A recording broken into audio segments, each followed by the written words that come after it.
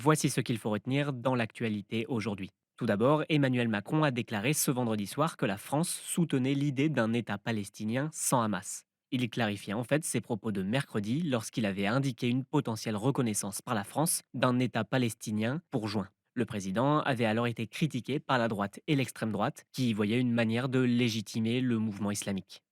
Deuxième actu, l'émissaire américain Keith Kellogg a suggéré ce samedi dans le journal britannique The Times une partition de l'Ukraine après un cessez-le-feu, comme Berlin après la Seconde Guerre mondiale, avec le contrôle d'une partie du territoire ukrainien par la Russie. Selon lui, le fleuve Dniepr pourrait couper le pays et sa capitale, Kiev, du nord au sud. Keith Kellogg a ensuite affirmé sur X que l'article avait déformé ses propos.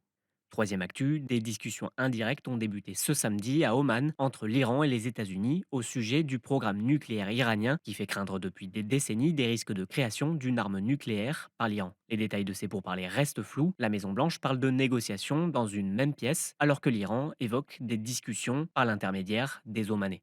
Et enfin, le seul baleinier actif d'Islande, Valur, a annoncé ce samedi qu'il ne prendra pas part à la chasse à la baleine pour la deuxième année consécutive. Selon la presse locale, les turbulences sur les marchés mondiaux en raison des droits de douane rendraient la pêche peu rentable. Dans le monde, l'Islande, la Norvège et le Japon sont les seuls pays à autoriser la chasse commerciale à la baleine.